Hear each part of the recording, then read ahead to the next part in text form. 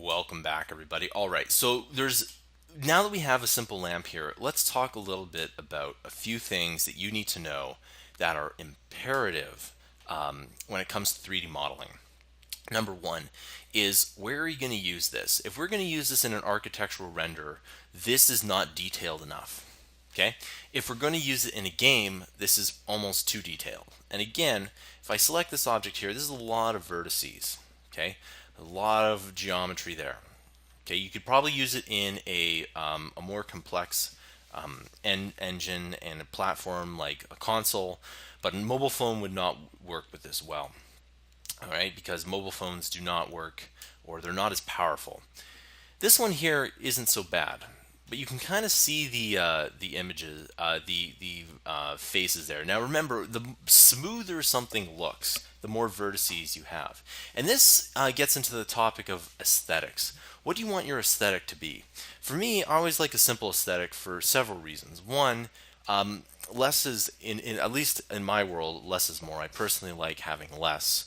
But the thing is that if you can get away with less, you're still trying to present something that looks good. In case of a game, something that interacts well. And if you can get away with less, then you might as well do it. How do we add in more detail, and what am I really talking about? So the second thing that we need to talk about is this modifier here, and we're going to go to subdivision surface modifier.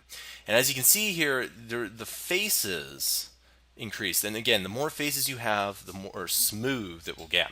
Now, if you put in view 2 and view 3, you can see that the faces get more here. Now, this actually looks pretty cool, and you can see why I would say that in an architectural render, this looks great. Let's go ahead and let's click apply, and let's tab into edit mode, and let's look at all the vertices here. That is an insanely large amount of vertices, and you would never ever have this in a game, but you could have it in an architectural render because it does look good. In fact, it looks great here.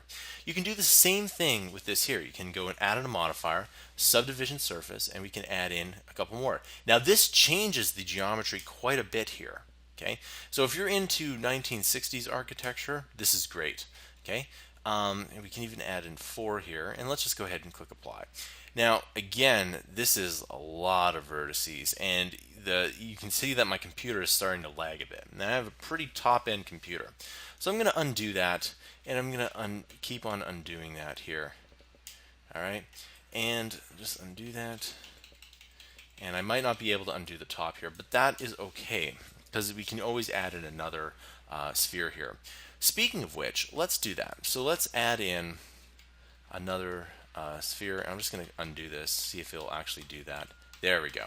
Okay, so if you want to add in a sphere or a cylinder, if you add in a sphere, you can change the amount of vertices, but you have to do it right away. So if you can say, you can see how I'm changing the amount of vertices. You can, let's say, do 200 and then 200. And that makes the sphere look a little bit more smooth. Okay. Again, if we tab into edit mode, right? We just push enter, tab in edit mode, a lot of vertices. Okay. So if you're into interactive environments, be very mindful of your vertices. If you're into architectural renders, you still have to be mindful, but less so. The reason is that even if you're making a movie or you're doing an architectural render or anything like that, the one thing you need to be really careful about is the time it takes to render, and you will be surprised on how much time it takes to render something.